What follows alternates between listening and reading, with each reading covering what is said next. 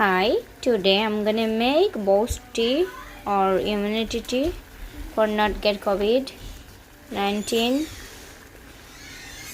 See, here is a ginger, cinnamon, cardamom, bay leaf, lemon, and I have a tea.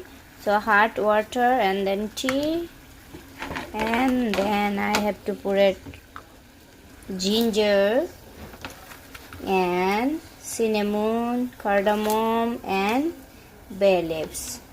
Cook 15 minutes, and in the end you have to squeeze lemon and then add sugar. That's it. Drink and feel good.